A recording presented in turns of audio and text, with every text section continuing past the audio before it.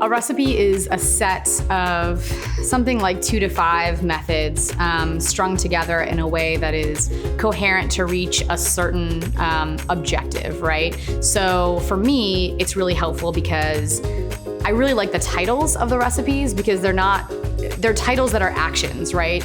Getting people to come together around an idea, or how to run a really great staff meeting, I think is one of them, or getting diverse voices around an issue. And so the kinds of meetings I run are often themed around those actions. And so I can go on LUMA Workplace and say, okay, I have 4 hours, I'm gonna have 6 people, and I need to get people from having no idea about what they're doing to getting people to some sort of collective action, right?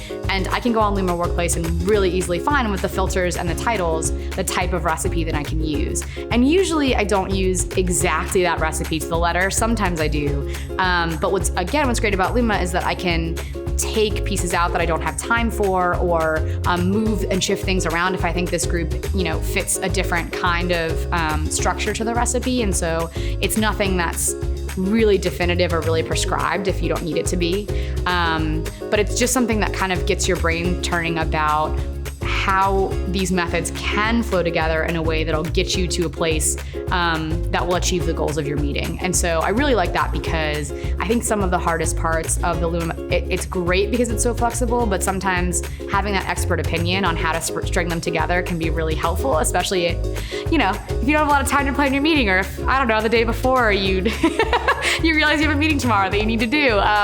It can be very efficient to just go on LUMA Workplace and find something really quickly that fits your needs and that fits the objective of the meeting, right? And so I've used those recipes all the time and just trying to figure out how to quickly identify what I'm trying to do and find an expert set of methods that string together really easily that I can deliver the next day or in the next week or whatever. So I think for me, going through the training helped me become a little bit of an expert in the LUMA methods and be a really good facilitator.